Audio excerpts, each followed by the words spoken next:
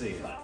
Chris, I've just bought the car of my dreams, and the first thing I know I need is the right publications, so I know how to fix it, how to run it, how to maintain it, and that's immediately going to point me to a load of specialist tools, of which you've bought loads. Talk to me about them. What have we got? You've hit the nail on the head in terms of illustrated parts guides, parts catalogues that we do free of charge, and also the factory workshop manuals. They are your way into the hobby of restoring your classic car, and they're going to help you do it the right way. So the illustrated parts catalogues will show you all the parts that you're going to need, and they give you some idea on how they go together.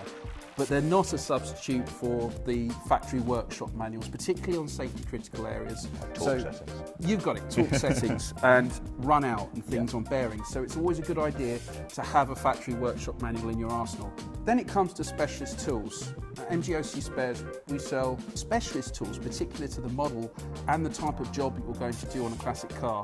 But there's a whole range of tools here that I'm sure we could pick out and discuss in more detail. So take the Circlip Tool, Ethan. It's a great example. Right. This job can take you anywhere from 5 minutes to an hour if you lose the circlip.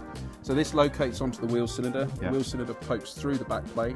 You locate the circlip, and as you wind in the nut, it spreads the circlip and locates it onto the wheel cylinder. It's a hardened cone, so you can use this tool hundreds of times without any wear on the tool. So we have a range from Gunson. We've got Gunson Tools that are heirlooms that have been passed down since my grandfather to my dad, and now we're using them. That's right. So you're probably going to need a carb balancer, I'd suggest there, an easy bleed. They're not particularly expensive. This is a box spanner for an MGA, MGB, banjo axle. Right. Also, we do another box spanner of the right size for the midget. So what size is that?